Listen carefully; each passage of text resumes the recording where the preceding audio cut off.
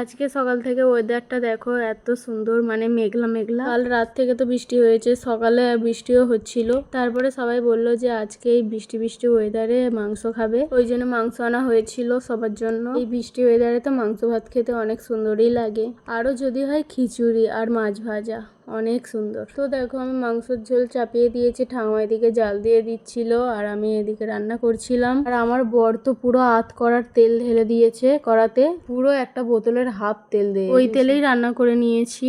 এত তেল পড়েছে, মশলা কষাচ্ছি শুধু তেলই দেখা যাচ্ছে। তো দেখো আমি তো অনেকক্ষণ রান্না বসিয়ে দিয়েছি মাংস, আর আমার রান্নার প্রায় মশলা কষানো হয়েও গেছে। যেমন প্রথম থেকে দেয় তেমনই দিয়েছি আমি, পেঁয়াজ, কাঁচা লঙ্কা, টমেটো, আদা রসুন, গোটা গরম মশলা, নুন, ঝাল, হলুদ। মশলাটা ভালো করে কষিয়ে নিয়ে আমি মাংসটা দিয়ে দিয়েছি, আর মাংসটা আমি চাপা দিয়েই কষছিলাম। প্রায় আধ ঘন্টার মতো তো চাপা দিয়েই কষছিলাম যাতে ভালোভাবে কষা হয়ে যায়। দেখতেই পাচ্ছ আমার মাংসের কালারটা অনেকটাই সুন্দর দেখতে হয়ে গেছে, আর আমার মাংসের ঝোল হয়েও গেছে। দেখো আজকে একটু বেশি ঝোল ঝোল হয়েছে।